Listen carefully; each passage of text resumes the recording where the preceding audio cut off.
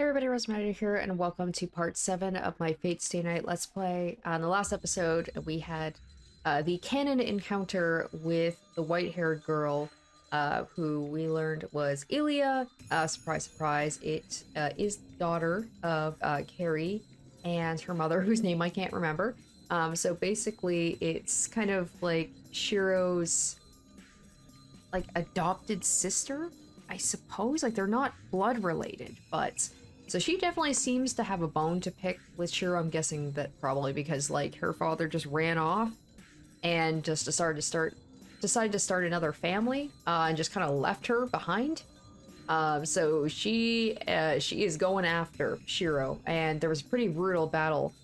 And Saber got pretty messed up, and Shirou got even more messed up. He basically died again and was revived.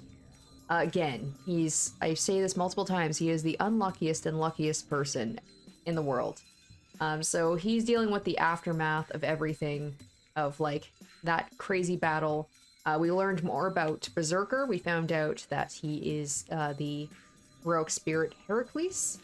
So we've got that information, but even Tosaka said, like, we are fucked against him. Like, if we go into battle with him again, we're not prepared. So he's like a looming threat on top of everything else happening. So we're going to continue on. We're dealing with still like the aftermath of all that, of Shirou still recovering from his basically fatal injury. Saber got pretty messed up too, so they're both down for the count. Tosaka still is without Archer, so we're not doing so well. So hopefully things will improve. Let's get back into it and let's see what happens next.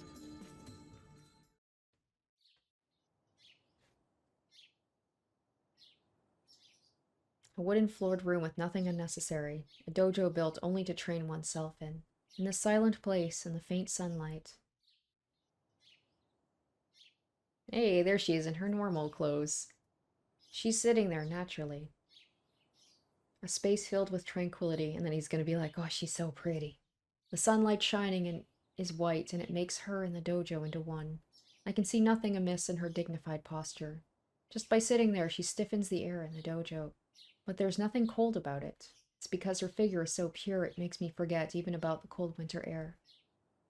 Even the sound of my breath is a nuisance. The girl sitting Japanese style in the corner of the dojo is definitely the girl from last night. The girl who appeared just before I was killed by a lancer, and the girl that mercilessly slashed him with her sword. Her golden hair that was reflecting the blue moonlight is now one with the warm sunlight.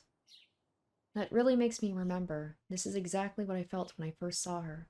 A girl clad in armor slashing her sword to silently overwhelm her opponent. I wasn't surprised by how out of world that scene was. It doesn't matter what she's wearing. It probably wouldn't change even if she were covered in mud. The girl that moved me deeply is still in front of me.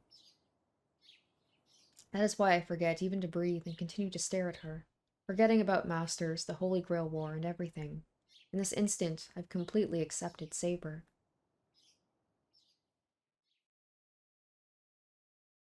I do not know how long it was. Saber opens her eyes as if awakening from sleep.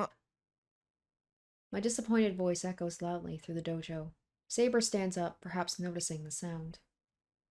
I walk towards her, still not knowing what to say. A calm voice, her voice echoing through the dojo as if permeating it, is surprisingly suited to this place.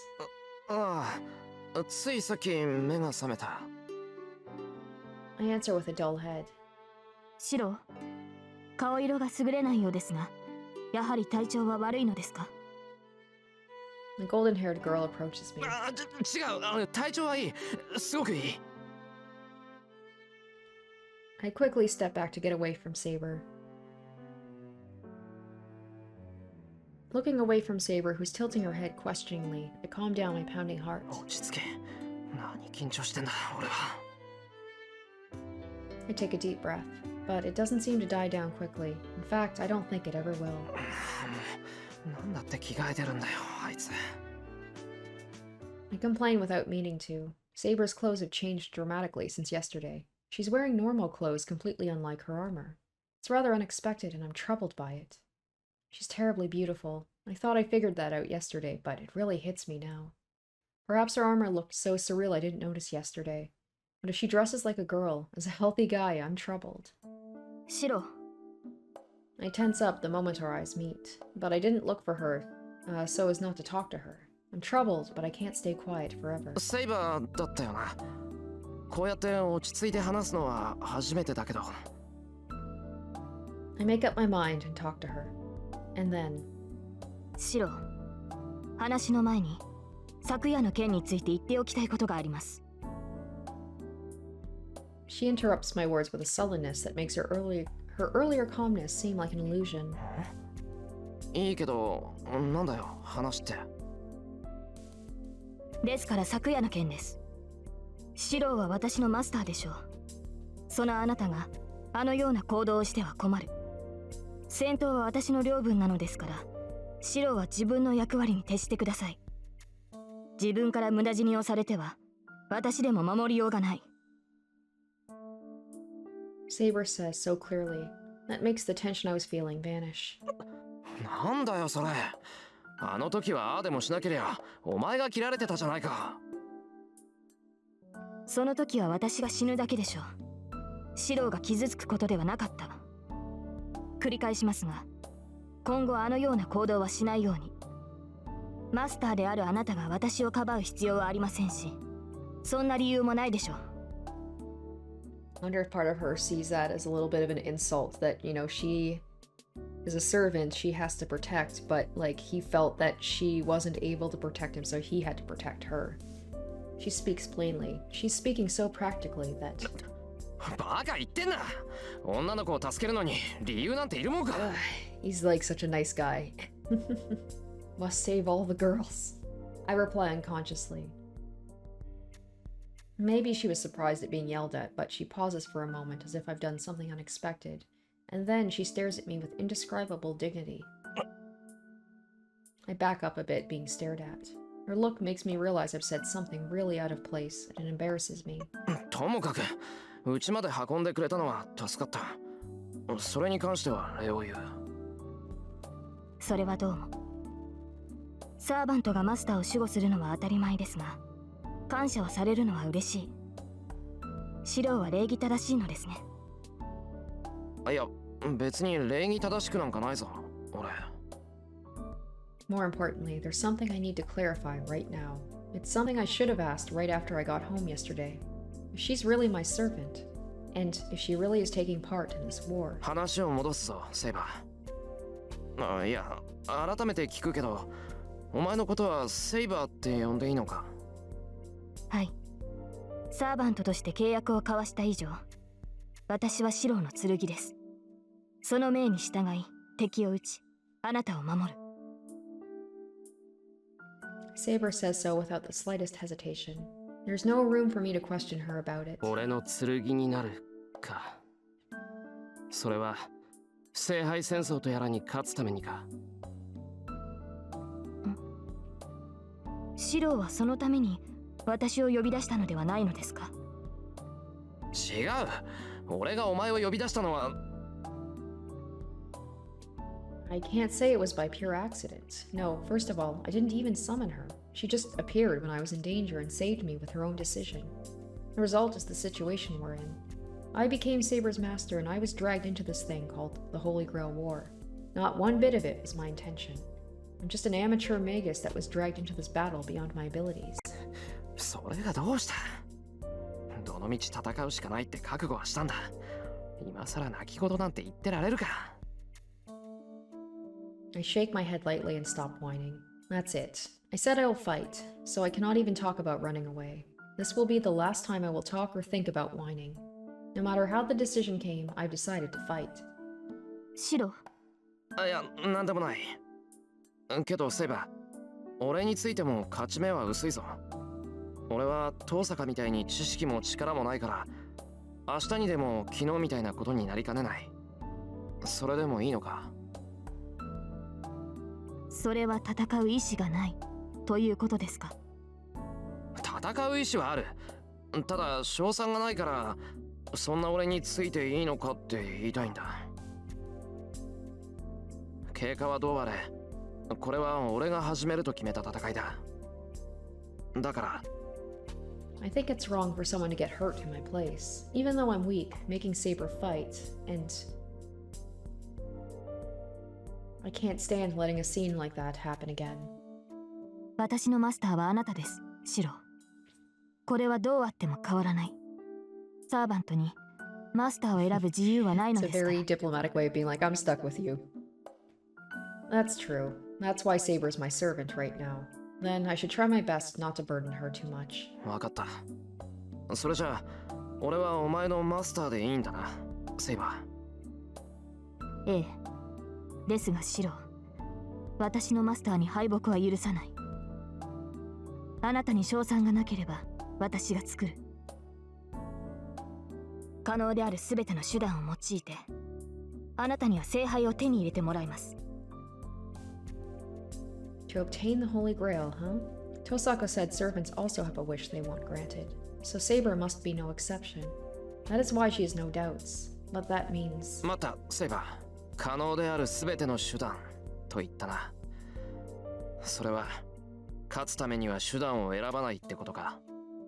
例えば、力を得るために人を襲うとか。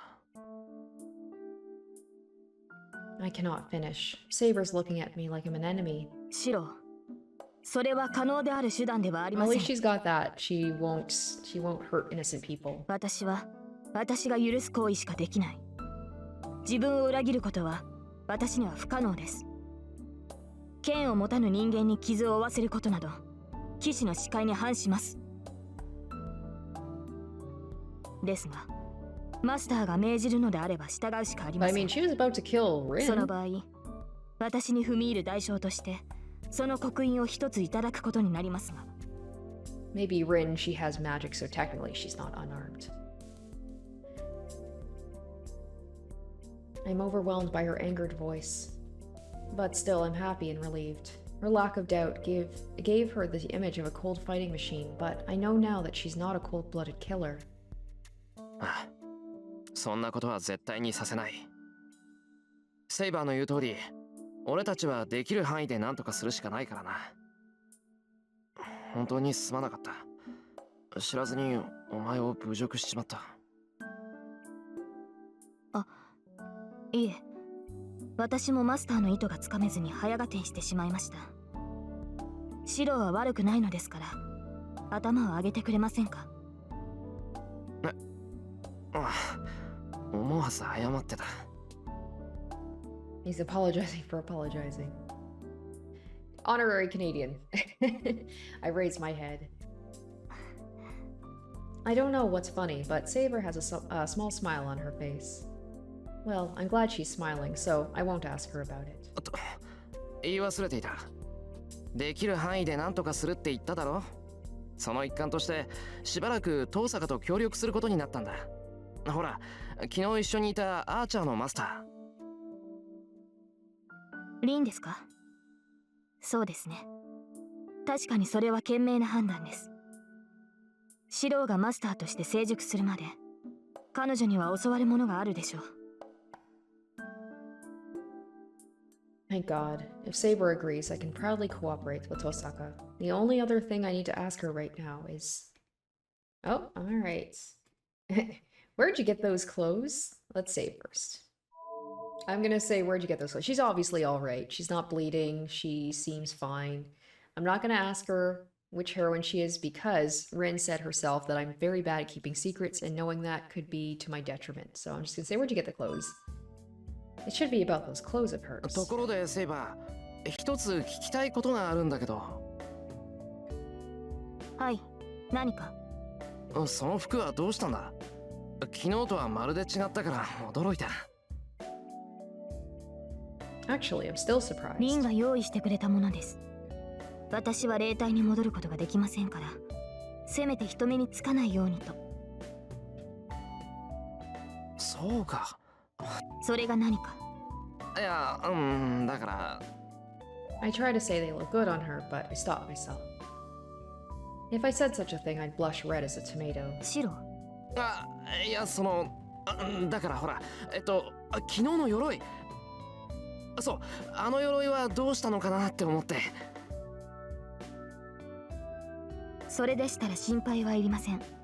武装の有無は自由なので、この服でいるときは外しているのです。あの鎧は私の魔力で編まれたもの。必要に応じて呼び出せます。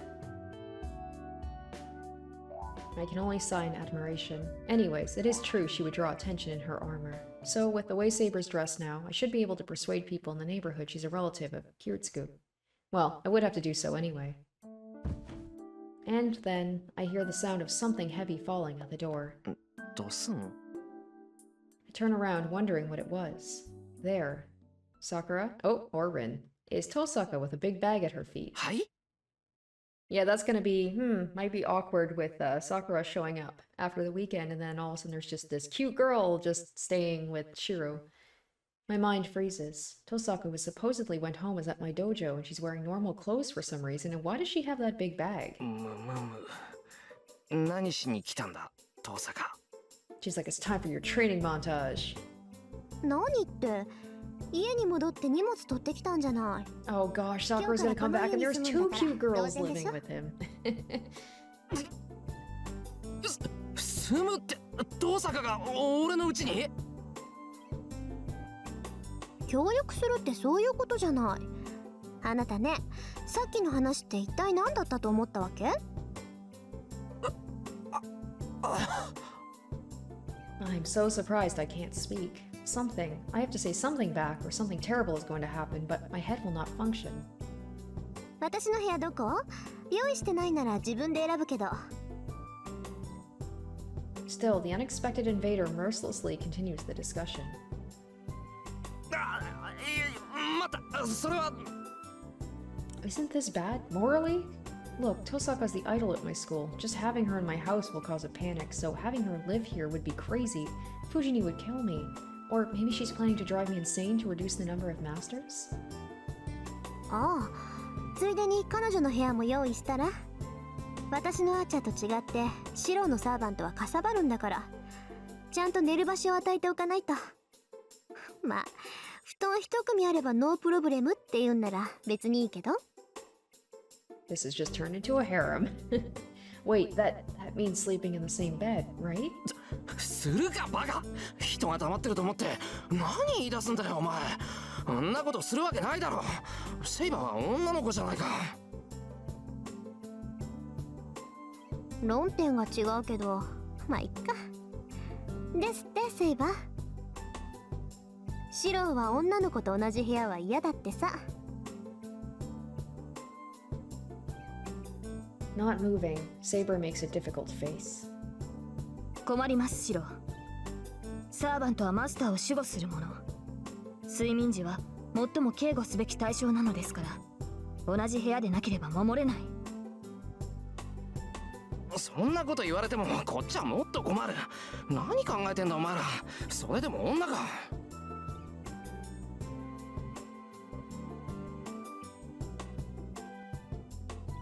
Why are you two looking silently at me like that? サーバントはサーバント。人間扱いする必要はないけどね。シローにそんなこと言っても無駄か。My mouth, about to protest, stops. A weird feeling I had when talking with Tosaka in the living room returns. Actually, I figured out the cause of this feeling. ちょっと待て、遠坂。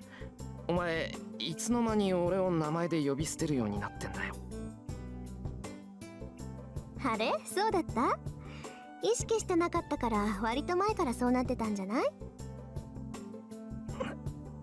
なってた。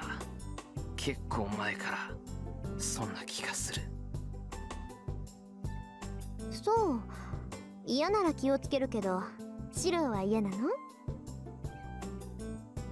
？Tosaka says so plainly without realizing what I'm feeling. Jeez, it's just like you said, Issei. I think Tosaka Rin is a real devil. ねえ、好きにしろ。遠坂の呼びやすい方で構わない。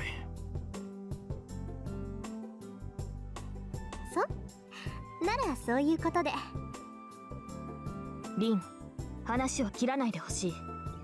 私とシローの部屋についてまだ結論が出ていない。ああ、そうだったそうだった。けどシローがこの様子だと相部屋は難しいわね。サーバントを人間扱いしてもいいことなんてないけど、シローが嫌だって言うんだから諦めたら？それは違う。シローは困ると言っただけで嫌だとは言っていない。だってさ、そのあたりどうなの、シロ？ Okay, am I gonna be given a choice between yes or no? Hold on. Why, after only a day, does she keep on calling me Shirou like I'm a cat she found? No, that's not the problem, but Saber's room is. シロー、もう一度聞きます。睡眠中の警護はサーバントの役割です。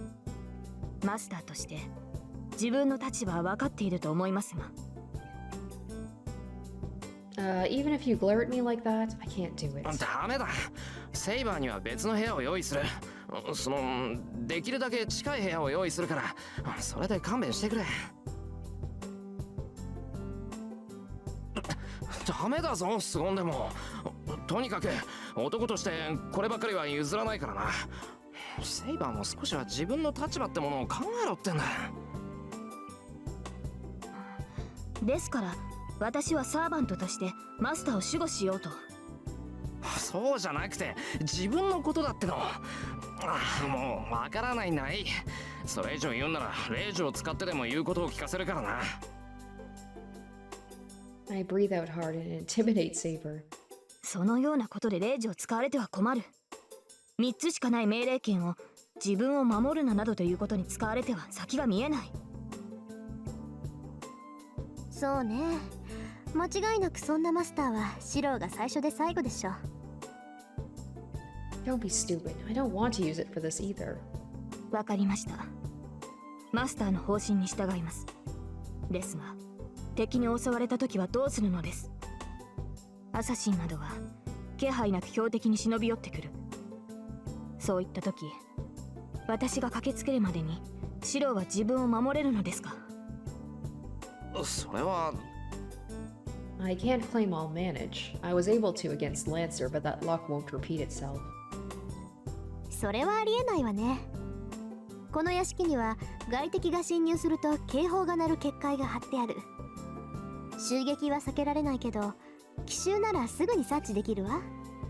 それならシローが襲われる前に駆けつけられるだろ I う love し。 that Rin was poking fun セイバーは好きな this 部屋 whole に陣取ればいいん time, じゃ and ない？ then she just puts that out there, be like, oh, but you don't actually have to stay in the room with him, but I'm just gonna prod him and just piss him off.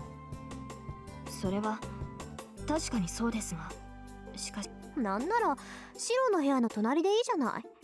一緒の部屋でなければいいんでしょ、エミヤくんは。She pronounces the Emiya-kun ostensibly. 遠さか。そういうの詭弁って言うんだぞ。あなたのために言ってるんだから正論よ。さーて、それじゃあ私の部屋はどこにしよっかな。Yosaka walks to the house with her bag as if telling us the conversation is over. She looks cheerful, like a student picking her room on a field trip. Astounding. Her actions are so selfish, we just see her off with blank amazement.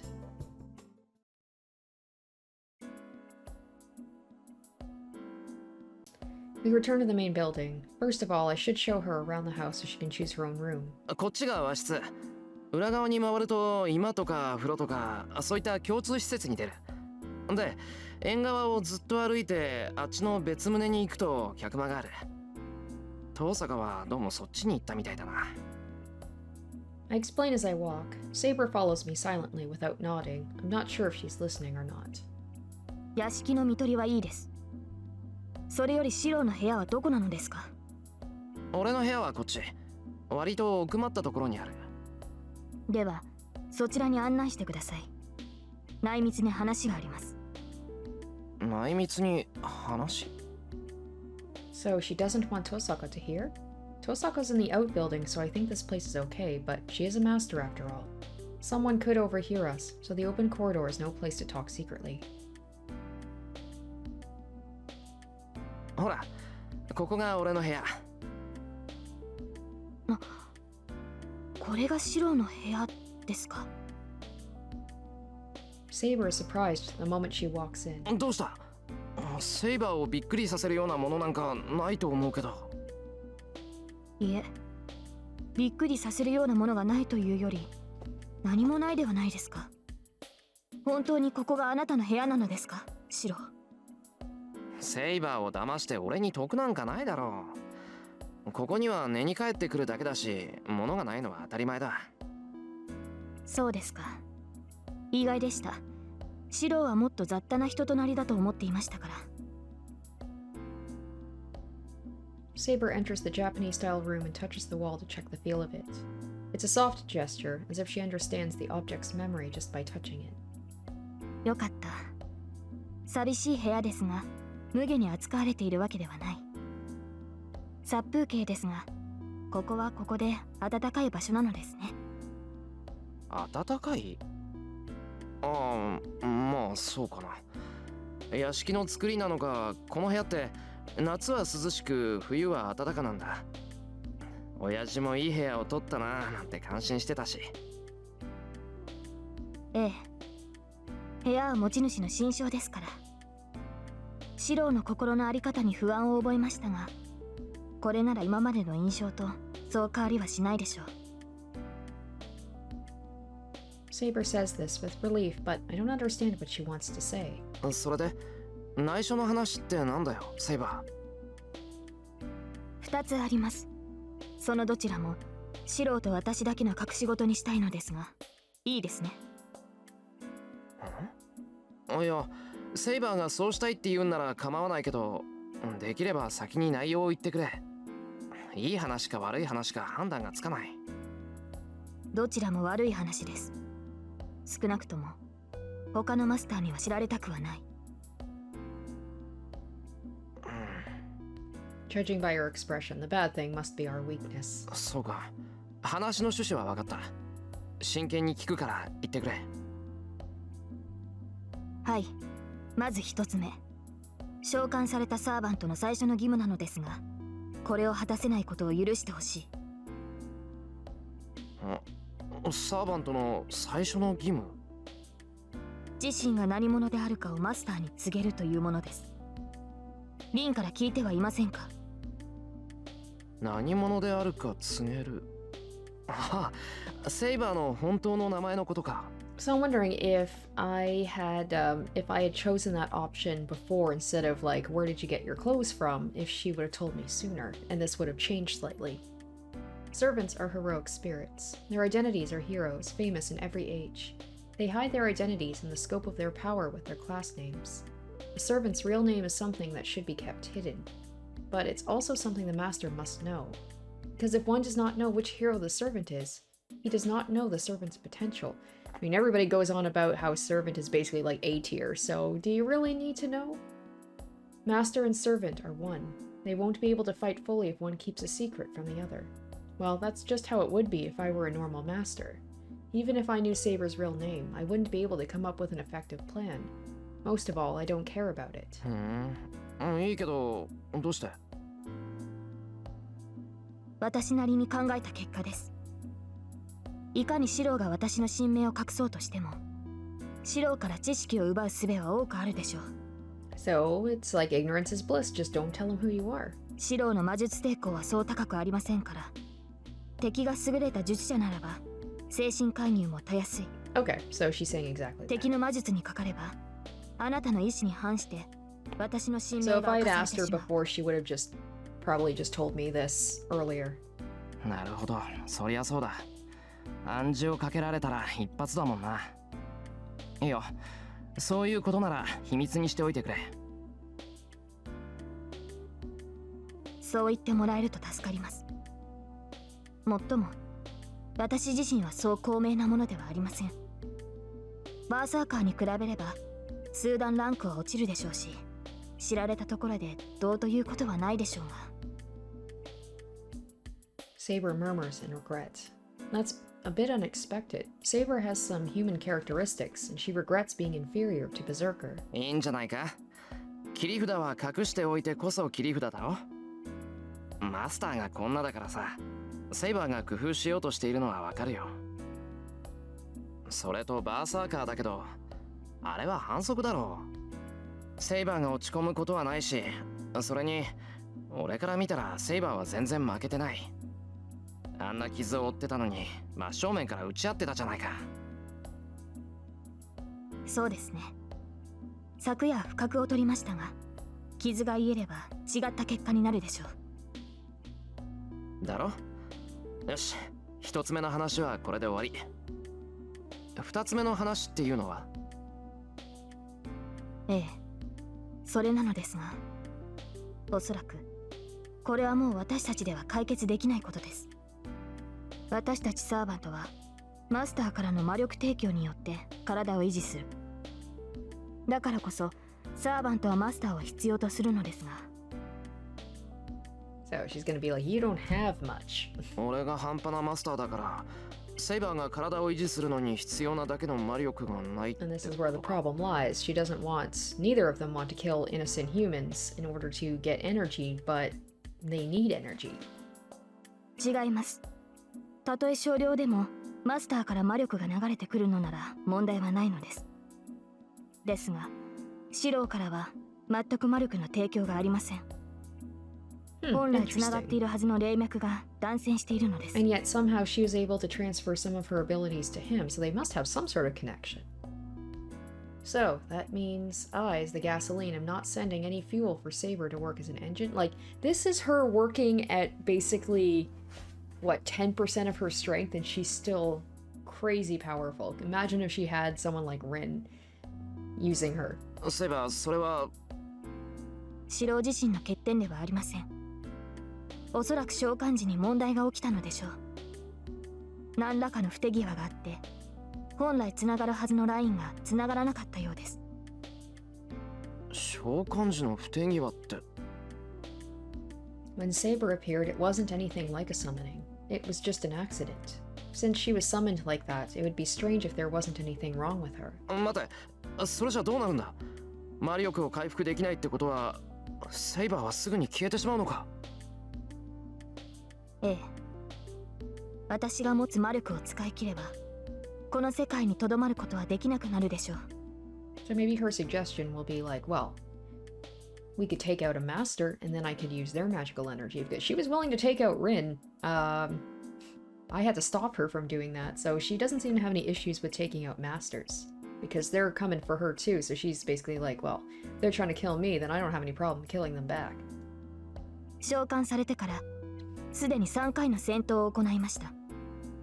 私の治癒能力も蘇生魔術ですから、傷を負えば魔力の消費も早くなる。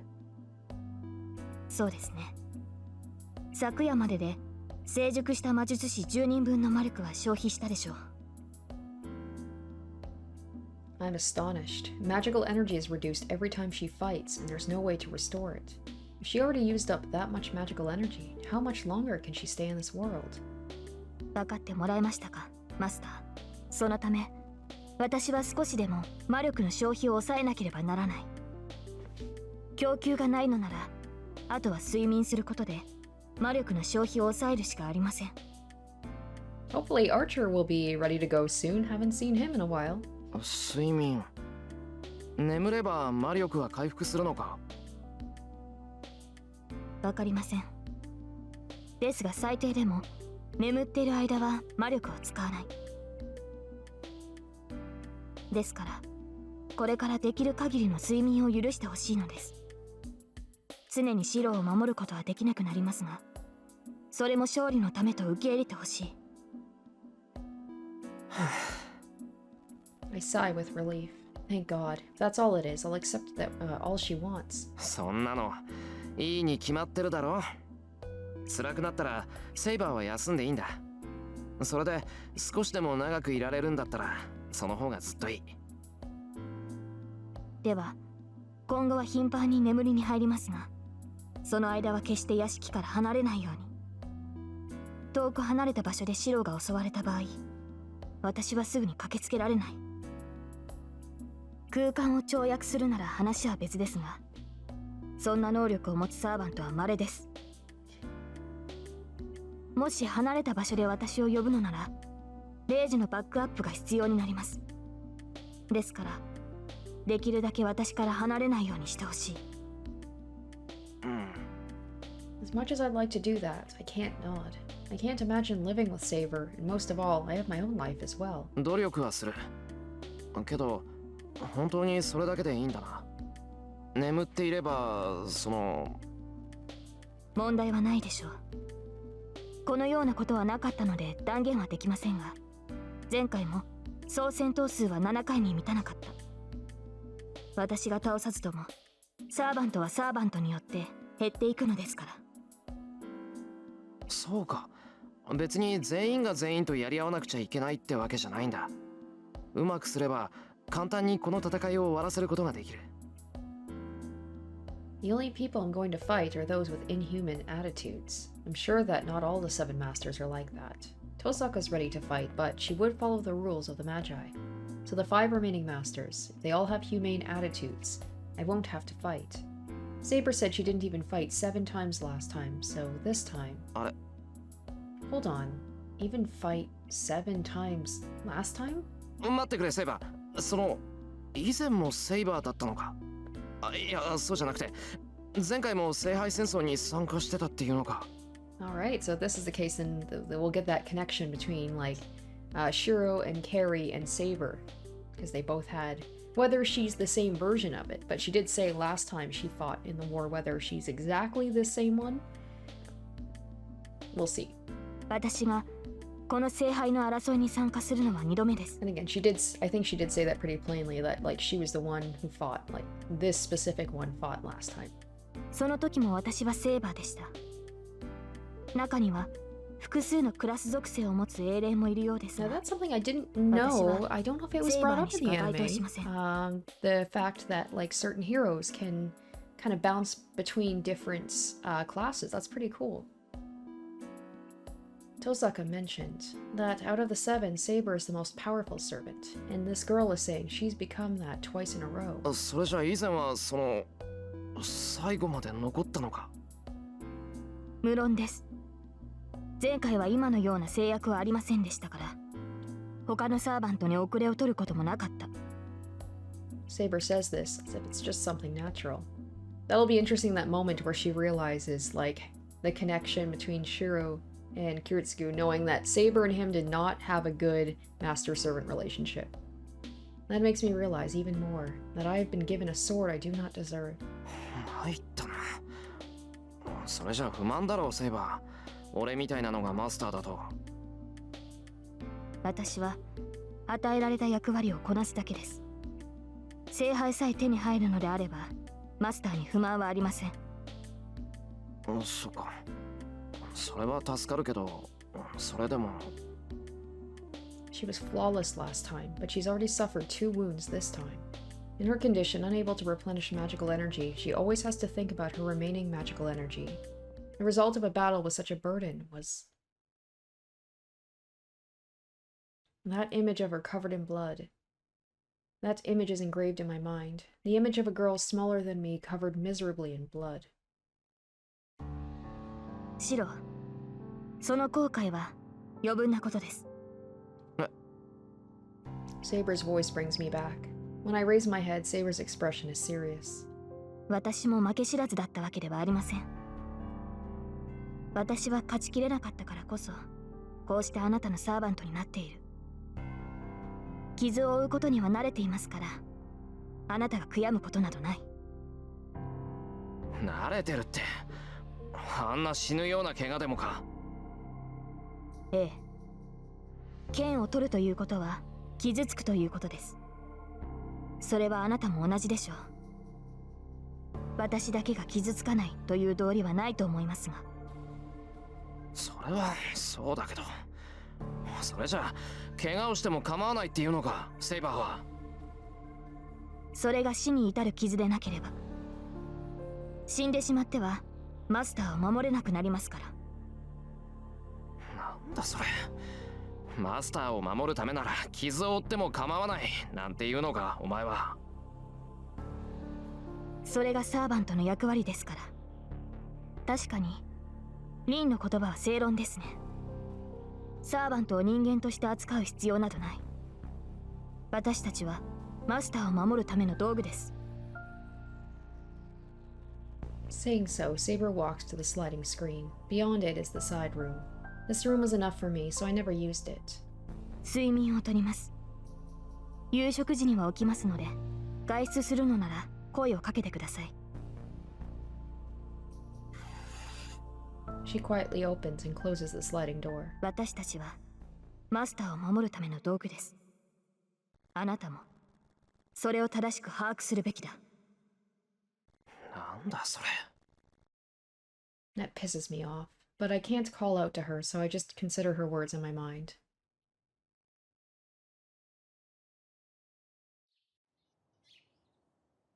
I sit on the porch and look up at the blue sky absent-mindedly.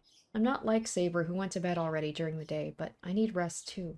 Even though my nausea's gone away, I still feel terrible. And on top of that, my shoulders are heavy from all the unexpected developments. I take a deep breath and look over the yard. I've heard what I needed to hear, but the fact that I still don't know anything doesn't change. My senpai is a magus, and an official master, Tosaka, is... ねえ、余ってるクッションとかない？あとビーカーと分度器。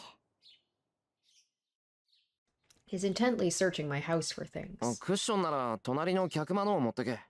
けど、ビーカーと分度器なんて普通の家には置いてない。は？信じられない。魔術師なら実験用具ぐらい置いておくものよ。Leaving that complaint, she goes back to the outbuilding busily. 本当に本気みたいだな。I guess it has already been decided that Tosaka's going to stay at my place. When I went over there earlier, there was a sign that said, "Remodeling in process. Do not enter," on the door of the best room in there. 別棟なら遠いし、問題はないよな。Just having Saber around causes some tension, so if Tosaka were near me too, I wouldn't get any peace. Anyways, there's some distance between us. Even if we're connected by a hallway, it's just like a house next door, so nothing should happen unless I go there myself. Hint, hint. Oh, but we'll see each other at meals. And we only have the one bath, so we'll have to decide how to use it. Now, thinking about that, Saber's a girl too, so... ってバカ。何考えてんだ、俺は。Shaking my head, I lie down in the corridor. I sigh once again and stare up at the sky. Maybe I'm tired, but doing all this makes me sleepy. もうどうにでも。Do what you like. Becoming desperate, I close my eyes. Maybe that comment helped. I fall asleep the moment I close my eyes. Later, Saber, Tosaka and I are in the living room. I just woke up. Saber was in this living room, and Tosaka just finished her remodeling. By the way, this was the guest room a few hours ago, and now... Shirou, あのエアコンどう使うの? The scene I saw when I was called was... this. How can I put this? I think I may have allied with a terrible person. Why, because she's a little messy? I can't calm down. These two are complete outsiders. I rarely have guests at this house, so that must make the situation even stranger. Now, first of all, the appearance of these two don't really fit this Japanese-style house. Well, it's about 7 o'clock now. Even though we're all in the living room, all of us staying quiet like this is not good for my mental well-being. 二人とも少しいいか。今後のことで話をしておきたいんだけど。ちょっと待って。その前に一つ決めておきたいんだけど、いいかしら。いいけど、なんだよ。何って夕食のことよ。シロずっと一人暮らしだったのよね。まあそういうことになるけど。なら食事は自分で作ってきたのよね。そりゃ作るだろう。食べなくちゃ腹減るんだから。さ、なら提案なんだけど、夕食の当番は交代制にしない？これからしばらく一緒に暮らすんだし、その方が助かるでしょ？確かにそうだな。ついいつもの調子で考えてたけど、遠坂がうちで暮らすなら家族と同じだ。飯ぐらい作るのは当たり前だし、俺も楽でいいや。決まりね。じゃあ今日はシロが当番ってことで。もうこんな時間だし、作戦会議は食べてからにしよう。いや、夕飯が交代制なのはいいけど、朝飯はどうするんだ？朝飯も交代制か？ It's funny, we went from like crazy battles, life or death situations to just kind of like a little bit of slice of life of just him living with two girls and deciding how we're going to split the household chores. ああ、朝はいいのよ。私食べないから。なんだそりゃ。勝手なこと言うな。It's funny, he says they're like family, already they're just nagging each other. What are you guys? What side are you guys on? Breakfast or no breakfast? I have to have breakfast or else I am just like dead tired and grouchy the rest of the day. I know people like my husband, he will eat breakfast, but he says like sometimes like he can go until like 1 or 2 in the afternoon before he eats. I need my meals or I get hangry. 余計なお世話よ。人の生活スタイルに口を挟まないでちょうだい。とにかく今日の夕食はシローが作るの。ちゃんとした食べ物を出さないと話なんてしないからね。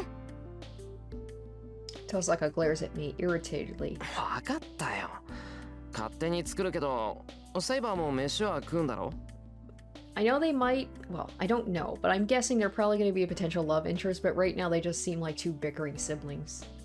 用意してもらえるのでしたらぜひ。食事は重要な活力源ですから。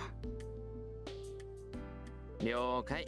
And then Saber's like the middle child, just being like, I don't want to cause any problems, I'm just going to be quiet and just, you know, not stand in the way. I grab the apron and go to the kitchen. Fortunately, there's about 3 people's worth of ingredients in the refrigerator. I started cooking rice when I woke up, so it should be done in about a half an hour. I glance at Tosaka and Saber from the kitchen.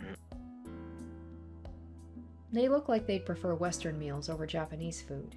It's unlikely Saber, let alone Tosaka, will understand the taste of tofu and natto.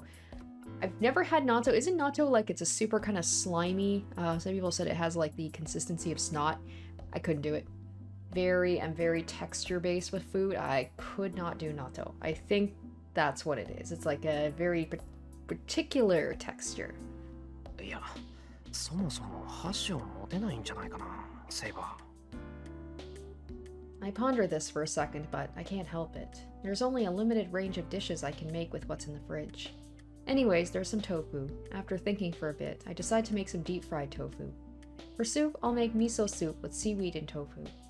I have some chicken, so I'll make teriyaki out of it and make that the main dish. I drain the water off the tofu, season the chicken, and cut Japanese white radish while I'm at it to make salad. I grate the white radish, cook some green peppers. 今後の方針は決まっているのですか、リン。さあ、情報がないから何とも言えないけど、とりあえずは他のマスターを探し出すことが先決かな。残るマスターはあと4人。こっちがマスターだって知られずに探し出したいけど、さすがにうまくはいかないわよね。I told them to be good, so what's with that dangerous conversation? Can't they see I'm busy making dinner for the 3 of us? No, they aren't even looking. トサカ、4人じゃないぞ、5人だろ。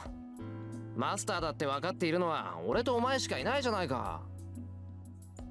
I yell, holding the big pot for the deep-fried tofu. She's like, well, no, I know who that little white-haired girl is. 何言ってるのよ。私とシロ、それにイリアスフィールで3人でしょ。あなた、バザーカーのこともう忘れたの？ Oh, yeah, that girl's a master too. Berserker was so strong that I forgot, but still, I can't believe a girl that small is a master who mercilessly tried to kill us. どうせね、あなたのことだからイリアスフィールを敵だって認識してなかったんでしょ。それはいいから調理に専念しなさいってば。シローの実力がわからないと私が困るんだから。I don't know how my cooking skill affects her. Maybe she's thinking of like potential boyfriend.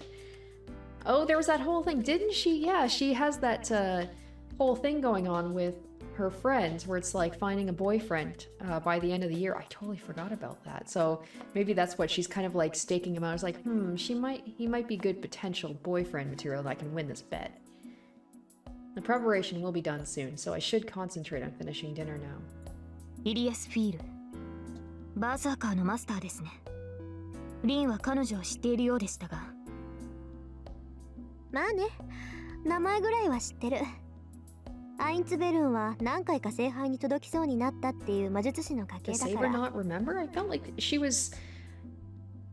seemed friendly with Carrie's wife. You think that she would recognize that last name? 聖杯戦争には慣れているということですね。でしょうね。他の連中がどうだか知らないけど、イリアスフィールは最大の障害と見て間違いないわ。本来バーサーカーっていうクラスは力の弱い英雄を強化するものよ。理性を代償にして英霊を強くするんだけど、そういった凶暴化した英雄の制御には莫大な魔力を必要とする。例えばあなたがバーサーカーになったら、このように話をすることもできませんね。協力者としての機能を一切排除し、戦闘能力だけを特化させたのがバーサーカーです。ですが、それは手負いの獅子を従えるようなもの。Oh my gosh, imagine Shirou ended up with Berserker. That would be a whole different game. でしょうね。そこいらのマイナーな英霊がバーサーカーになった程度でも波のマスターじゃ制御しきれない。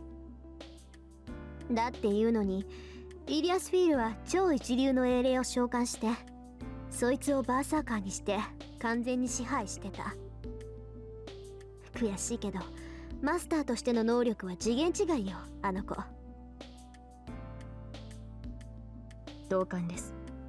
私たちの当面の問題はその次元違いの相手に狙われているという現状ですか？うん。私のアーチャーはまだ戦線に出られるほど回復してない。セイバーはどう？もう傷はいいの？通常の戦闘ならば支障はありませんが、バーサーカーを相手にできるほど回復はしていません。バーサーカー戦の傷は完治しているのですが、ランサーから受けた傷には時間がかかるようです。Yeah, I keep forgetting. It's just like all this happened in one day. Poor Saber. そう。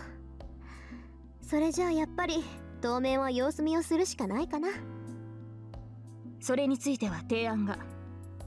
アーチャーの目は鷹のそれと聞きます。彼には屋敷の周囲を見張ってもらうというのはどうでしょうか？そのつもりよ。あいつには屋根で見張りをさせるから、怪しいやつが近寄ってきたらすぐにわかるわ。この屋敷だって侵入者用の結界が張ってあるんだし、守りは万全でしょうね。まあバーサーカーに攻め込まれたら逃げるしかないけど。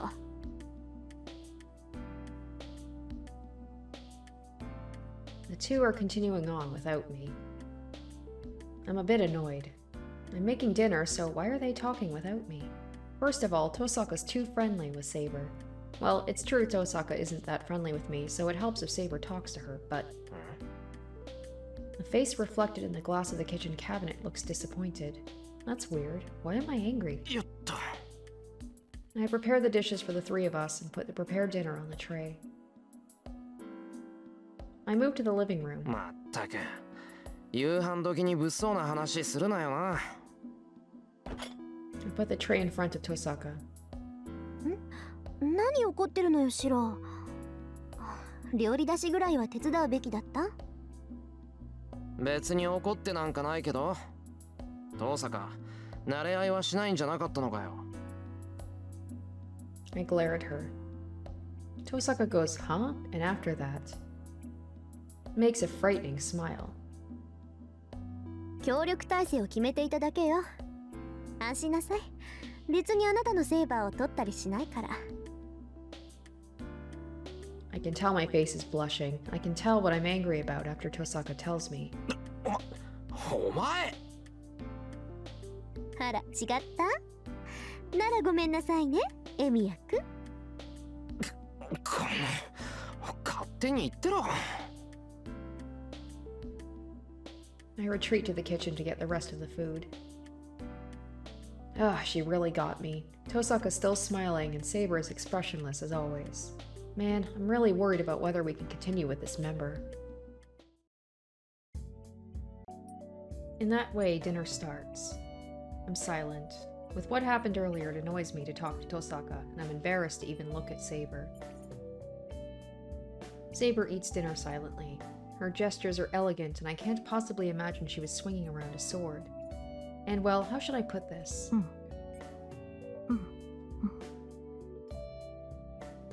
She nods every time she eats something she hasn't eaten before. Her gestures are strange. It must be her way of expressing that it's good.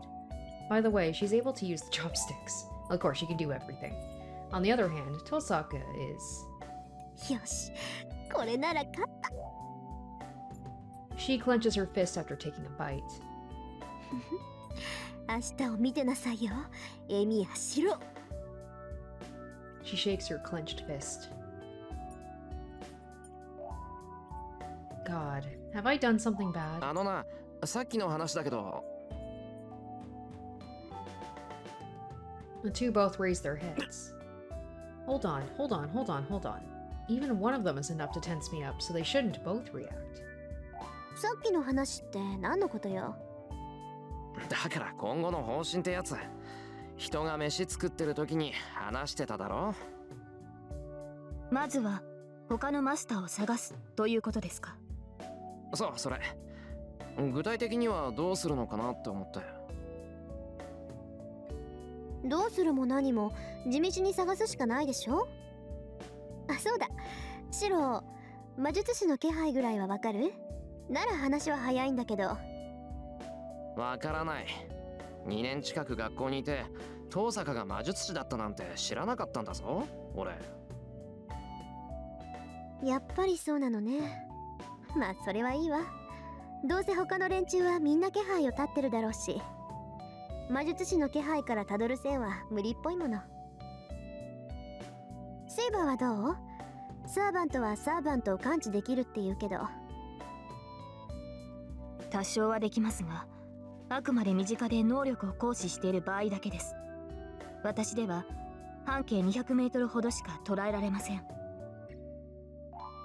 なるほどね。じゃあますます相手の出方を待つか、どこかおかしな場所を探すしかない。マスターが何か行動すればその功績は残るもの。私たちはそれを探り当てるってわけ。つまり街中を調べろってことか。いいえ、それはやめた方がいいわ。あっちも網を張ってるから、そんなことしたら一発でマスターだってバレるわよ。とりあえずはこっちの体制が整うまでは後手に回りましょう。今まで通りに生活してマスターだと悟られないこと。 I'm wondering if, because Saber, she wants to be close to Shirou, and Shirou's not gonna just like take time off school, I assume. I wonder if she's gonna like pretend to be a student there, or like if she's just gonna hang around, because she kind of stands out even when she's not in her full armor. 腕のレイジは他人に見られないように隠しておくこと。できるだけ人気のないところには行かないこと。日が落ちたらすぐに戻ってくること。あとは外出するときはサーバントを連れて行くようにしてください。アーチャーはリンの護衛ができますか？それぐらいならできるみたいね。霊体にして待機させておくから私は大丈夫よ。問題は Did they say if Saber was able to be in spirit mode? Was there something about like if she can't be in spirit mode because Shirou doesn't have the like the magical abilities? Because if she can be in spirit mode, that's not a problem. 私のマスターですね。そう。ちょっと聞いてる？シロー。外出するときはちゃんとセーバーを連れて行きなさいよ。人目につかないようにするのが私たちのルールだけど、中には昼間っから襲いかかってくるバカがいるかもしれない。そういう時に備えてセーバーとは一緒にいなさいよね。わかった。努力はする。I respond without interest. I understand what she's saying, but I'm resistant to being with Saber all the time. I feel nervous talking to Tosaka, but Saber makes me even more nervous. No, it's wrong to say I'm nervous. I'm just bad at talking with Saber. 何か？なんでもない。おかわりなら継ぐから茶碗よこせよ。いえ、結構です。実に見事な味付けでした、シロ。I look away before I realize I can't even look at her normally, so how can I stay with her all the time? ああ、でもダメか。セイバー Alright, は well 霊 that 体に answers なれ that ないんだ question, か so yeah, ら I'm gonna have to 学校まで explain つ how いて this こられない。 random woman is just following me around. 学校シローは学生なのですか？ Okay, so they're saying she can't go to school with them, because we can't just enroll her like, hey, here's this new student. そうだけど、ああ、そうか。セイバーは生徒じゃないんだから学校には入れない。学校に行っている間はうちで待機してもらうしかないかな。学校に行かないということはできないのですか、シロー？できないよ。普段通り生活しろってんなら学校には行かなくちゃ。それに学校に危険はない。あれだけ人がいる場所ってのもそうはないぞ。ですが大丈夫よセイバー。学校には私だっているんだから、もしもの時はフォローするわ。だからもしもの時なんてないって。わかりました。マスターがそう言うのでしたら従います。Saber nods, though she looks discontent. The night wears on. It seems Tosaka's prepared and taken her bath while I was cleaning up after dinner. Geez, it seems she's really selfish from her first day here. 今後のためにも早いうちに主導権を握っておくべきだろうな。I know that, but seizing the initiative from her seems really difficult. こんなんついでに言えば頭が痛いのがもう一人いるんだよな。No, rather, the main problem. Tosaka will understand if I talk to her, but this person doesn't seem to understand however much I talk to her. セイバーか。悪いやつじゃないっていうのだけはわかるんだけど。Saber is back in her room. Tosaka should be resting in her room in the outbuilding. I'm the only one in the living room. There's still time until bedtime, so I should talk to Saber. Honestly, I have to get over my inability to talk to her, or I'm worried about our future. First of all, ignoring her being a servant and all. She's a girl from a younger age. There are a lot of things I'll find out from talking to her, and most of all. 早いとこ慣れないといつまで経っても遠坂に冷やかされる。Yeah, that's troubling. It's troubling, so I should be able to talk to her more lightheartedly. I return to my room. Next door, past this one small sheet, to Saber's room. セイバー、起きてるか？起きています。何かありましたか、マスター？ Opening the sliding screen silently, Saber enters. I hold on to my heart, pounding from having her actually in front of me. Calm down, I'm just going to talk to her as a master. シロ、顔色が優れませんが、傷が開いたのですか？いや、そんなことはない。体の方はとっくに大丈夫だ。それを言うならセイバーの方こそいいのか？はい、問題はありません。今の状態では完治まで時間はかかりますが、このままでも平均値はクリアしていますから。バーサーカー以外の相手ならば互角に渡り合えるでしょう。It's not confidence or boasting. She's probably just telling the truth. I have no response. Saber's statements should be encouraging to a master, but I don't want such a slender girl to fight. その一つ聞くけど、セイバーは戦うこと以外に何か目的はないのか？せっかくここにいるんだから他にしたいこととかあるだろ？他の目的ですか？そのようなことはありませんが、サーバントは戦うためだけに呼び出されたものです。それ以外の目的など余分なだけだ。シローの発言はひどく的が外れています。I thought so. I'm pretty much asking one who is summoned to fight, not to fight. It's not that I want to tell her that. How should I put this? Saber's lacking in humanity. It would be fine if she were only going to fight, but she's in front of me as an actual person. So it's wrong for her to just fight. If Saber's actually here, I have to have her do something she enjoys. なあ、セイバー、サーバントってのは過去の英雄なんだろ？なら I stop myself before I ask her what she was like before. 私の新名は教えられません。Saber said that before is a secret between us, so even if I asked her about her past, she wouldn't answer. シロ、言いかけてやめるのはよくありません。必要な質問なら答えますが。いや、今のは忘れてくれ。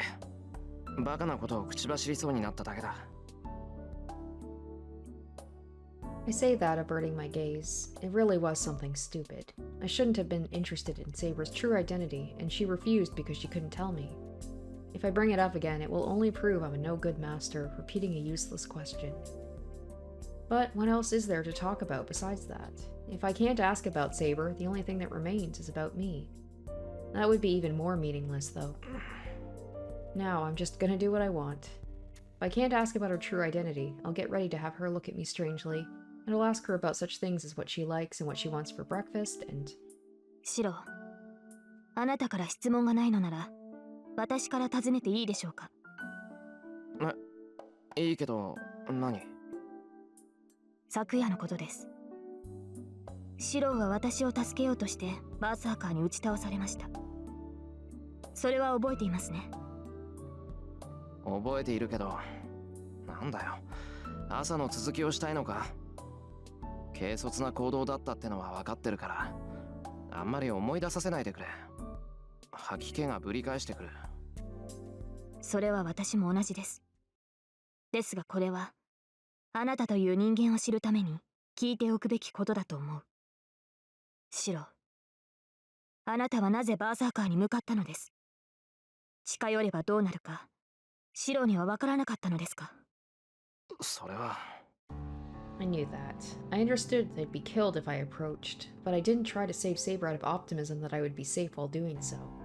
Back then, all I thought was saving Saber. I didn't care about what would happen afterwards. At the time, the most important thing for me was saving Saber. Probably it was just my fear of not being able to save Saber was greater than my fear of getting killed. 悪い、忘れた。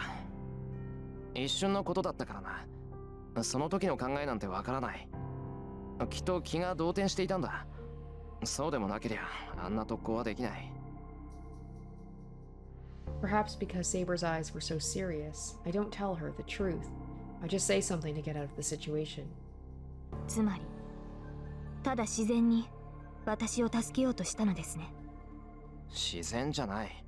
気が動転してたって言っただろ。もう一回あんなことになったら、その時はきっとガタガタ震えてる。そうですね。それが正常な人間です。自らの命を無視して他人を助けようとする人間などいない。それは英雄と呼ばれた者たちでさえ例外ではないでしょ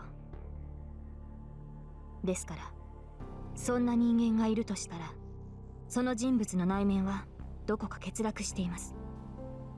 その欠落を抱えたまま進んでは待っているのは悲劇だけです。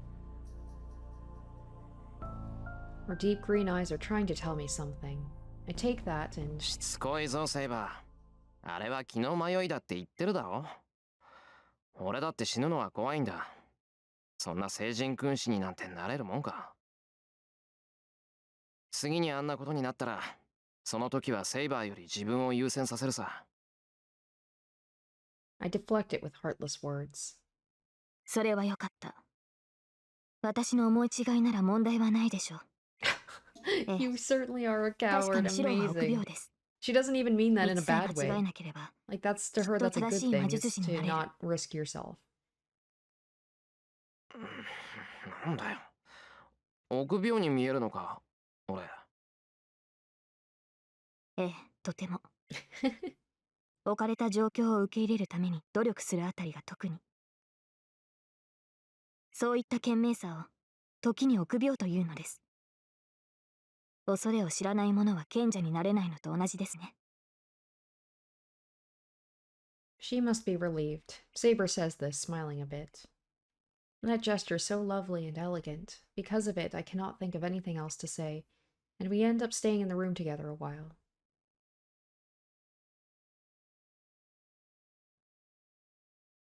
And night falls. It's not like I need to talk to Saber or Tosaka, so bedtime comes as usual.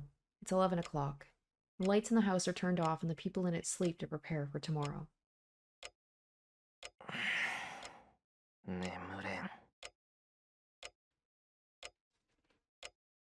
I open my eyes still on my side. It's the room I've grown accustomed to sleeping in, but it's different today. なんだってこう。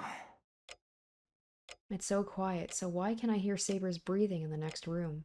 No, I know. If it's so quiet, it's only natural for me to be able to hear what's going on in the next room. And being able to hear her sleeping makes me imagine her sleeping. This dude is down bad for her. ちくしょう。こんな状況で眠れるもんか。I'm tired of this hell. I climb out of the futon trying not to wake Saber, and I retreat to my usual place. Oh, Saber's gonna be pissed at him. セイバー気づくと思ったけど、 And he's like moving away from her. Or maybe she just sleeps deeply. I wonder for a moment whether she can really protect her master like that, but there's no danger now. Man, I was like, this feels like a setup. Servants are connected to their masters. She should wake up when her master is in danger. 遠坂は寝てるみたいだな。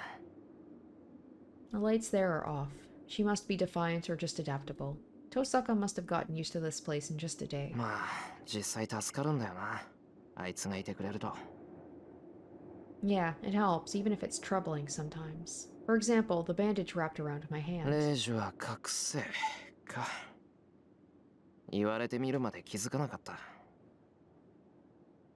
The command spell a master bears appears somewhere on their arm. In my case, it's on the back of my left hand. I can't hide it with my clothes, so I'm hiding it with a bandage, even though it looks unnatural. 冬だし、長めの長袖を着てごまかそう。 Tosaka has hers around the middle of her right hand, or somewhere like that. They say the command spell is different for each master, but I don't think I'll ever see Tosaka's command spell. The shed is silent. This is the place where Lancer cornered me yesterday, and where Saber appeared. The door still open, and the inside is dark, as if denying anyone's entry. But this darkness is familiar to me. The old building I used to play in, the place you could call my real room, stands silently in the cold winter night. I enter. I close the door to shut out the outside air and turn on the old stove. そうだな。今日ぐらいは休もうと思ったけど、却下しよう。2日連続でサボったら親父にどやされる。 I mean, I feel like almost dying a couple of times is a good excuse to not, continue your training for a little bit. I sit in the middle of the shed and take a deep breath. Training should be continued without rest. Magic is mental training for me, so I shouldn't neglect it for minor reasons. Minor reasons like dying twice.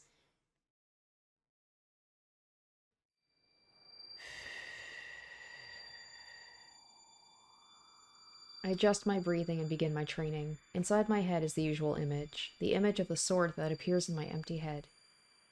I ignore it and clear my mind. Once I let magical energy flow through me, it's the usual practice of strengthening. The strengthening magic which I succeeded at for the first time in a few years after being attacked by Lancer. I have to repeat it before I forget it and make sure I master it or it will be a waste. トレス。オン。 I have closed my eyes and released the contents of my lungs. Right now, this is all. Everything goes away once I'm concentrating on this. The Holy Grail War, Saber, Tosaka. If I empty my mind and forget all the doubts I have, I should be able to sleep tonight.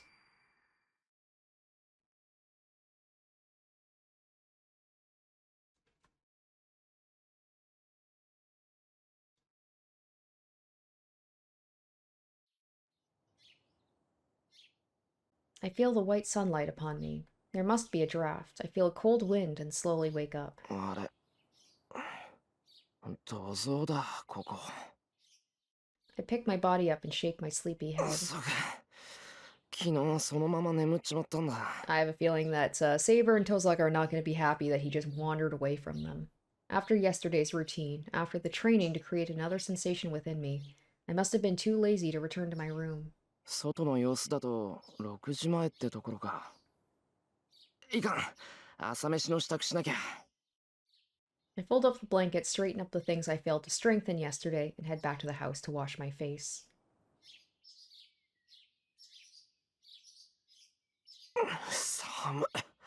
It's the weekend would be over, right? Or is it still the weekend? Because at some point Sakura is going to show back up, along with Fujini. When I leave the shed, it's really cold outside. Fuyuki City is warm during the winter, but the top of the mountain on this side has the chill of normal winter. お、霜が降りてる。芝生、そろそろちゃんとしない I とダ love メ how かな。 he's having just these mundane thoughts while he is in the middle of a literal war between mythical heroes and where he could potentially die. The sound of breaking ice. There's frost on the ground and footprints are formed as I walk. So, I wash my face with freezing water and pull myself together. I'm wide awake now. Now that I'm awake, all the things I don't want to think about, like the situation I'm in, come straight to mind. そうだ。のんきに顔洗ってる場合じゃなかったっけ? It's 5 to 6. There are a ton of things I have to do, but I should return to my room and check on Saber first. だよな。黙って部屋を出たことになるんだし、一言説明しておかないと。I'll be troubled if Saber misunderstands things. It's my daily routine to go out to the shed at night, so she should understand if I explain. セイバーにちゃんと説明したら、その後は朝飯の支度だろ。遠坂は食べないらしいから、セイバーの分を足せばいいだけか。Oh, in that case, I should go and buy more ingredients for the additional people. I should note that before I forget. 忘れ物? What could it be? It feels like I'm forgetting something really important. It's probably the fact that Sakura's gonna show up. やば、6時だ。急がないと間に合わない。Well, if I can't remember, it can't be anything important, aka it's definitely gonna be something very important. I quietly open the door. The room is just like it was yesterday. There's no sign of Saber waking up in the middle of the night and searching this room. I guess she didn't realize I escaped the room last night. なんか拍子抜けたな。セイバーならそれぐらいは気がつくと思った。Or did she need sleep so much she couldn't notice? そうか。体を維持するために頻繁に眠るって言ってたのはそういうことかもしれない。She's sleeping as close to me as she can, so she can come to me in case something does happen. Either way, it won't make much difference where I go if it's within the house. I can detect intruders from the boundary field. I should be able to protect myself for about a minute with that, and Saber should be able to come save me in a minute, whenever I might be, or wherever I may be in this house.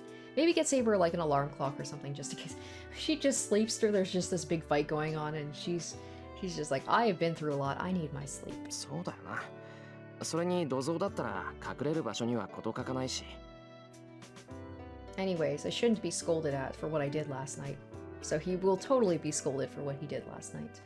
I was considering explaining this to Saber, but it seems there's no need for that, and I don't think I should wake her up. I don't think I should wake her up either if she's asleep. セイバー、朝飯の支度をしてくる。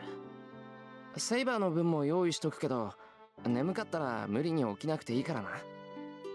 また後で来るから、それまで休んでてくれ。I call out to her and quietly leave the room. There's no one in the living room. I open the refrigerator and consider what I should make for breakfast. And then... おはよう。朝早いのね、あんた。Tosaka comes in looking like she's in a really bad mood. 遠坂、どうした？なんかあったのか？別に。朝はいつもこんなだから気にしないで。It's funny, I thought there was going to be a whole thing where he was going to turn around, there was going to be a CG of her in like a nice little like pajama set, she's looking all like pretty, and then he's just like, oh, and instead she's just like grumpy grumperson. Just not feeling it. Tosaka crosses the living room like a ghost. I love how she even looks a little bit faded. なんか目つきが尋常じゃないぞ。だから気にしないでって言ってるでしょ。顔でも洗えば目が覚めるわ。ここからだとどう行くんだっけ？ Well, we did learn from her perspective at the very beginning that she is not a morning person. そっちの廊下からのが近い。顔を洗うだけなら玄関側の廊下に洗面所がある。ああ、そういえばあったわね、そんなのが。I'm not sure how much she heard, but Tosaka waves her hand and leaves. And then, just as Tosaka disappears into the hallway, I hear a bell informing me of a visitor. シロー、誰か来たけど。I hear Tosaka's voice from the hallway. ああ、気にしないでいい。この時間に来るのは身内だから。He's like, oh shit, I'm gonna have to keep Saber hidden away, and also I'm gonna have to explain that, you know, the most popular girl at school is like living with me.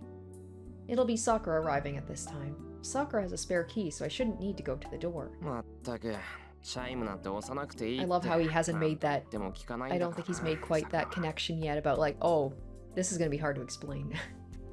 Sakura's like a member of the family, so she can come in when she wants. But she's polite, and she only comes in after saying, "Excuse me." That must be one of Sakura's good points, but she's considerate all the time. She'll... Hold on, yep, here it goes. The other, the penny has dropped. Sakura is at my house? I run through the hallway. Scolding myself for my stupidity comes later. I have to get to the entrance and make her go home before she sees Tosaka. I reach the entrance out of breath, but it's too late. There is Tosaka greeting the guest, even though I didn't ask her to. Uh-oh, we might have a little bit of a little love rivalry here, and Sakura just standing there, surprised. Sakura's at the door, and Tosaka's in the hallway. With an indescribable tension, the two look at each other. おはよう、マトさん。こんなところで顔を合わせるなんて意外だった？ Tosaka asks as if looking down at Sakura from the hallway. 長坂先輩。 Her face asks why. Sakura looks up at Tosaka with fear in her eyes. Damn it. I can't call out to them. They're ignoring me and staring at each other. There's no room for me to say anything. All I can do is think how to explain things to Sakura, but before I can think about a good explanation, wonder if there's some tension between them? Maybe it's just... I mean, like, Tosaka kind of gives off that air to people that she's kind of untouchable, but I also know that Tosaka does not like Sakura's brother. So there might be something there, too. 先輩、これはどういう... Sakura looks at me as if asking for help.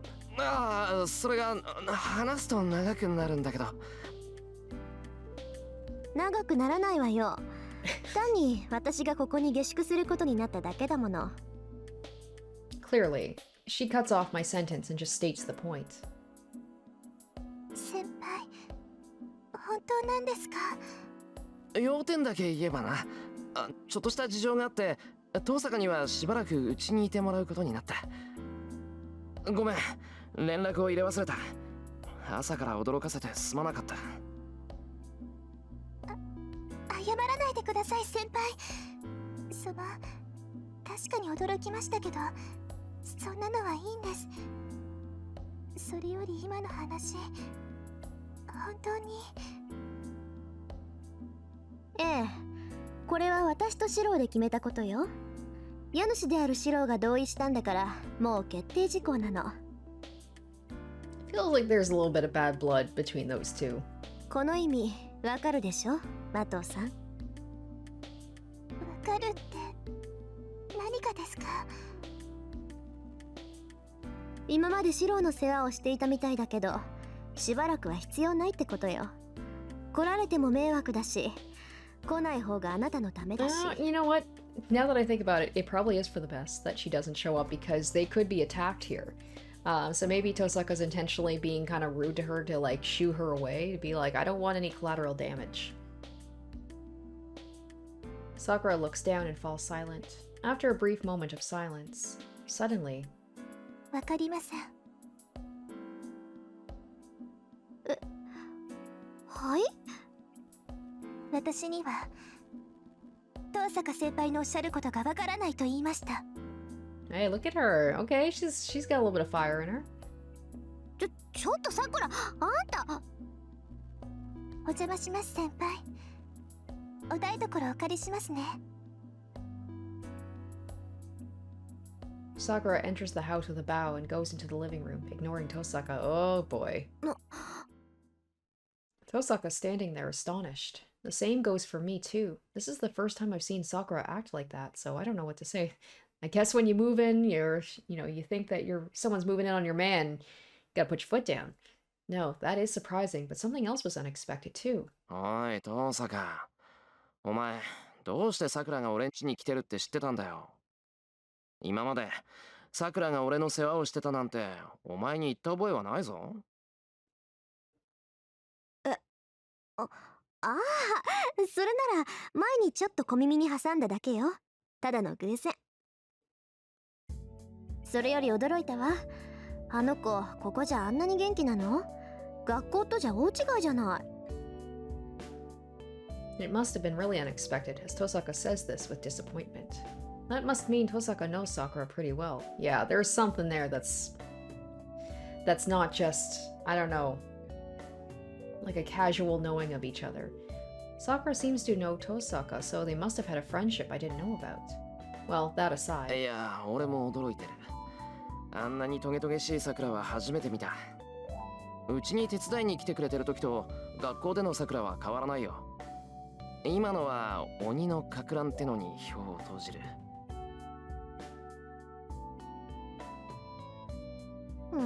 そうなんだ。まずったわね。さくらがあんなに孤児だとは知らなかったわ。こうなるんならシローの口から説明させればよかった。 She's right. I would have been able to explain things better than the merciless Tosaka. Well, I mean, Shirou was trying to and then you cut him off. 済んだことは仕方がないだろ。それよりまずいって何がだよ。そりゃまずいでしょう。これからこの家は戦場になるかもしれないのよ。だから私たち以外の人間を寄せつけないようにってさくらをたしなめたのに、あれじゃあ逆に追い出すのが難しくなったじゃない。あれでたしなめてたのか。俺はてっきりいじめてるのかと思った。そこ、なんかつまんないこと言った今。率直な感想だよ。それよりさくらのことだ。どうする？あの分じゃ帰ってくれそうにないぞ。そんなのなんとかするしかないでしょう。で、さくらが来るのは朝だけ？それとも夕食もこき使ってるの？誤解を招くような言い方するなよな。朝は毎日だけど夕飯はそう多くないぞ。そう。それじゃあこれからは毎日になりそうね。Yeah, things are gonna be a little awkward. I'm just imagining that Sakura like turns a corner and then there's just Saber and then I'm like, oh, frick, I have to explain her too. 毎日って何がさ。Tosaka sighs at my response. After that, Tosaka remains in the living room and Sakura begins to prepare breakfast in the kitchen. I feel uneasy about leaving Sakura and Tosaka together in the living room, but I'm not stupid enough to forget about Saber. It seems Sakura's angry about Tosaka being here, so things would only get worse if Saber comes out now. Because of that, I decide to explain the situation to Saber. というわけなんだ。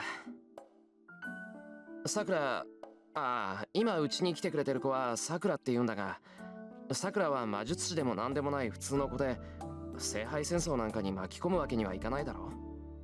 できれば知らないままでしばらくうちから離れていてほしいんだが。No, I didn't come here to consult her on how to get Sakura away from here. だからだな、今朝のさくらはどうもおかしいんだ。遠坂が原因なんだが、そこに追い打ちをかけるのもどうかと思う。いや、だからさくらは見知らぬ他人がうちにいることに驚いてるんだ。そこにセイバーが出てくるとさらにおかしくなりそうなんだが。I'm just imagining Saber is just conked out the whole time he's talking. Didn't catch any of that. いいえ、シローの言いたいことはわかります。つまり、私はここで待機していればいいのですね。そうしてくれると助かる。さくらを送り出したらすぐに戻ってくるから、朝食はその時で。Saber nods silently. Wow, thank God Saber's so understanding. All right. I'm worried about the living room too, so I should hurry back. シロー。なんだ、セイバー。はい。そのようなことを私に説明する必要はありませんが、もう少し落ち着くべきです。先ほどからシローの言動は破綻しているかと。慌ててるか？俺。とても。今に戻るのでしたら、その前に気を落ち着けることです。Saber advises me in her usual tone. So, the everyday breakfast begins as if nothing has happened. どうぞ先輩。遠坂先輩もいかがですか？ Sakura's handing out the rice bowls just like her usual self. I don't know what happened while I was gone, but the tension between the two has disappeared. Well, at least on the surface. じゃあお言葉に甘えて。 After pondering for a moment, she takes the bowl from Sakura. Sakura smiles and starts to set up the miso soup and other things like the fried eggs. Tosaka watches her with a complex expression. 遠坂、お前朝飯は食べない主義じゃなかったっけ？用意されたものは食べるわ。当然の礼儀でしょ、それって。 I don't know what's bothering her, but she glares at me and picks up her chopsticks. ま、いいならいいか。それじゃ、いただきます。あ、それと、結局支度を任せてすまなかったな、さくら。いえ、これが私の仕事ですから気にしないでください。じゃあ私もいただきますね。まったくいい身分だこと。後輩に朝食作らせるなんてどこの王侯貴族なんだか。まあそれはおいおい問い詰めるとして、いただきます。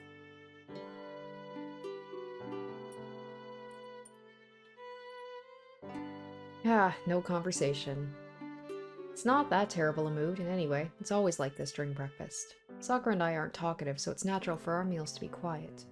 So why is it our breakfasts are always loud? Huh? Hold on. Something's clicking in my head. 先輩、Oh, is it because he realizes the teacher's not there? 濃かったですか？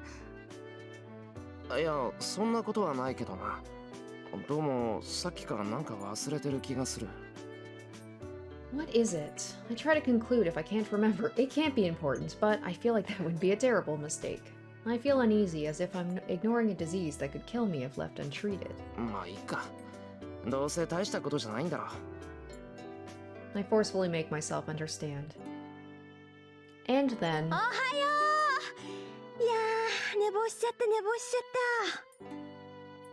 Tosaka's gonna be like, the teacher comes here too? What weird harem do you have going on here? Fujini enters with loud footsteps. I see. It's not that I couldn't remember. I just wanted to postpone the problem by forgetting about it. シロ、ご飯。 Fujini sits Japanese style in her usual seat. おはようございます、藤村先生。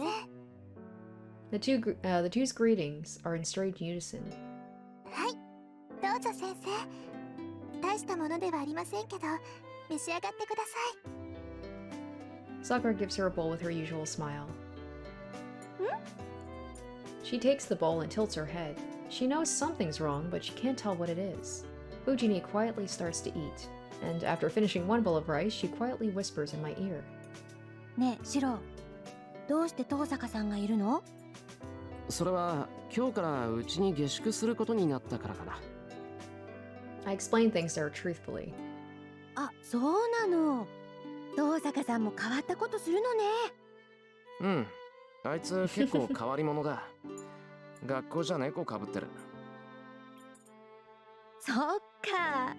今日からここに下宿するのか。She understands and takes a sip of her miso soup. Oh, well. Oh. What? At first I was like, oh, she's... At first I was like, she's taking this very well, actually. It just, there was a delayed reaction. The table's thrown up. Fortunately, Sakura's on the other side, and Tosaka's already moved out of the way, so it seems I'm the only victim. 何すんだよ、藤根。味噌汁だぞ、炊きたてのご飯だぞ、つくね煮込んだ鍋物だぞ。こんなもんかけられたら熱いだろって。なぜに朝っぱらから鍋物だぞ。うるさーい。あんたこそ何考えてるのよ、シロ。同い年の女の子を下宿させるなんてどこのラブコメだい。私はそんなタチの悪い冗談じゃ笑ってやらないんだから。笑いを取るつもりなんかねえってば。てか、やけどする。さくら、タオルくれ、タオル。はい、冷やしたタオルでしたら用意しておきました、先輩。サンキュー、助かる。うわっ、襟元からつくねが必要以上に加熱されたつくねが。タオルは後。そんなことより申し開きしなさい、シロ。あんた本気でそんなこと言ってるの？うん、そんなの当たり前だ。俺がこの手の冗談苦手だって知ってるだろ。とにかく遠坂はうちに止めるんだ。文句は聞くけど変更はしないから言うだけ無駄だぞ。そんなの大却下。何のつもりか知らないけどダメに決まってるでしょ。同い年の女の子と一緒に暮らすなんてそんなのお姉ちゃん許しません。 Fujini roars. Well, I guessed it. Fujini is my guardian and a school teacher. I don't think I can escape such a situation with merely 100 beatings from the shinai or even from a real sword. But I guess you could say it's ill fortune I have to push through with this. いや、そこをなんとか。別にやましい気持ちなんてないし、遠坂とはそういう関係でもないんだ。ただ、たまたま事故に遭ったっていうか、成り行きで部屋を貸すことになっただけなんだってば。うるさーい。ダメなものはダメなの。私は下宿なんて許しません。遠坂さんの事情は知らないけどちゃっちゃと帰ってもらいなさい。 Damn, she won't even listen. Crap, I guess she isn't someone I can convince. 先生、下宿は許しませんとおっしゃいますけど、私はすでに一泊してしまったのですが。And then, Tosaka says those words like pouring cold water on Fujini. ですから昨日止めさせていただいたんです。いいえ、正確には土曜の夜からお邪魔していますから2泊でした。今は別棟の客間を借りて荷物も運んであります。どうでしょう先生、客観的に見て私はもう下宿している状況なのですが。Fujini's face goes pale. シロ、あんたなんてことするのよ。こんなことキリツグさんが知ったらどうなるか Well, 分 I かっ mean, て he's るの？ dead, so does that really matter? Unless he's not actually dead, she talks about him like he's not dead. Maybe it was all fake, but I don't think so. That would be wild if it turns out Carrie's not actually dead. どうなるかって、親父だったら間違いなく喜ぶぞ。男の解消とかなんとか言って。同感。キリツグさん、女の子にはとことん甘い人だったからな。そっか。それが遺伝してるんでしょ、シローのバカ。 Fujini grabs my collar and shakes me around. Well, the inheritance aside, it was father's belief that girls should be protected. I don't go around telling people like father did, but I do believe he was right. But... 何？助け舟出してほしいの？ I think a man would have to be tough to recognize that cold-hearted person as a girl. 頼む。俺じゃ現状を打破できない。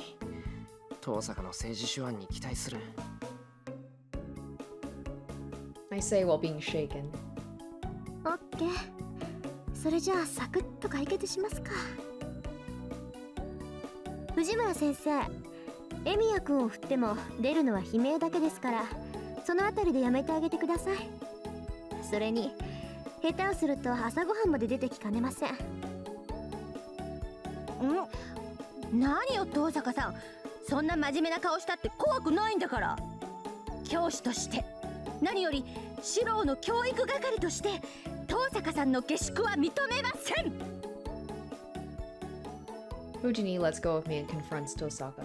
It must be her natural instincts. She must have thought Tosaka would get her if she kept concentrating on me. それはなぜでしょうか。うちの学校には下宿している生徒も少なくありません。生徒の自主性を伸ばすのが我が校の方針ではありませんでしたか？何よ、難しいこと言ったってダメなんだから。大体ですね、こんなところに下宿したって自主性なんて芽生えません。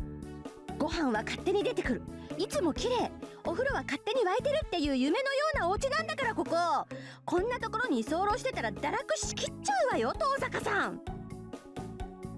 藤ね。 That statement is problematic coming from a teacher. それにね、原則として下宿していい生徒は家が遠い生徒だけよ。遠坂さんのお家、確かにここより遠いけど登校できない場所じゃないでしょ。さくらちゃんだってあっちから通ってるんだから下宿する必要なんてありません。それが今うちは全面的な改装を行っているんです。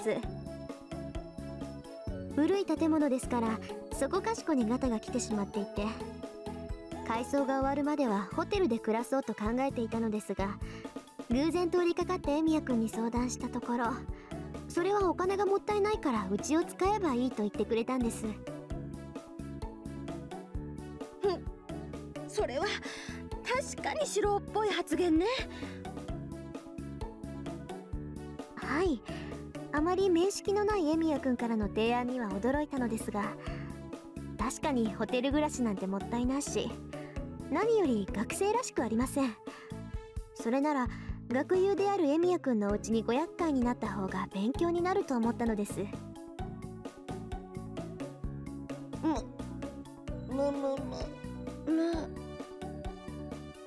Fujini groans. Since Tosaka's answer and attitude are so student-like, it seems that as a teacher, supposedly, Fujini cannot object. 話はわかりましたけど、それでも問題はあるでしょ。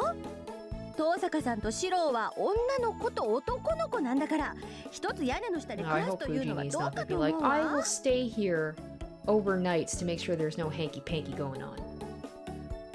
どうかとはどんなことでしょうか、先生。だからね、遠坂さん美人だし、四郎もなんだかんだって男の子だし、間違いがあったら嫌だなって。何も間違いはありません。私の部屋は別棟の隅、エミヤくんの部屋は蔵の近くにある和室です。距離にしてみれば20メートル以上離れているじゃないですか。ここまで離れていれば何も問題はないと思いますが。別棟には鍵もかかるし、違う家みたいなものだけど。でしょ。それとも藤村先生はエミヤくんを信用していないとでも。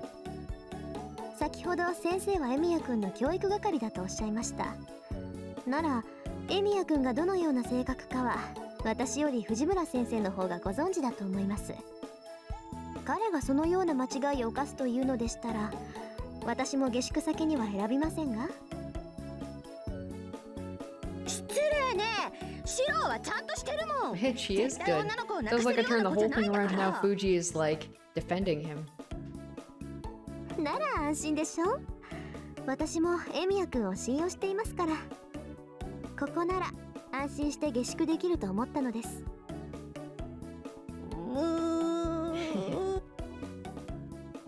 The intensity in Fujini disappears. I guess it's decided. There are lots of things to follow up, but I bet Tosaka can get through those. So I guess Tosaka officially has citizenship in my house now.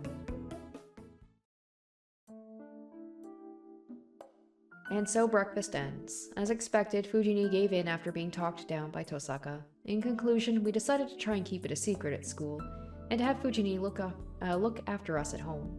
With that decided, and with more people around the house, Fujini happily goes to school. Does that mean she's gonna stick around? That's no good. We finish breakfast, and I go to talk to Saber before I leave. Saber, as expected, calmly says, 学校ではリンの指示に従うように。危険が迫った時は私を必要としてください。それでマスターの異常は感じ取れますから。and she goes back to her room. And it's time to go to school. それじゃあ行きましょうか。この辺りの道は不慣れなんだから、学校までの近道ぐらい教えてよね。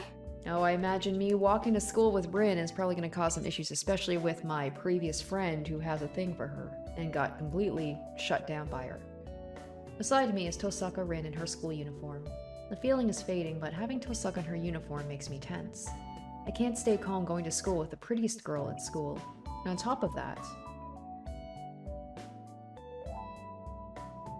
先輩、戸締まりできました。 Sakura is with us today. As a member of the archery club, Sakura usually goes to school with Fujini, but she stayed in the living room today and was waiting for me to clean up after breakfast and go to school. 何？さくらに鍵持たせてるの？シロってば。持たせてるよ。さくらは悪いことなんてしないし、ずっと世話になってるからな。ああ、その分でいくと遠坂にはやれないが、別に構わないだろ。それは構わないけど、どういう意味よそれ。悪いことするだろ。それにお前、鍵なんかなくても困らないんじゃないのか。必要ないものを作るほど水強じゃないぞ、俺。はあ、そうですか。ええ、シロの言う通り、これっぽっちもいらないわよ、そんなもの。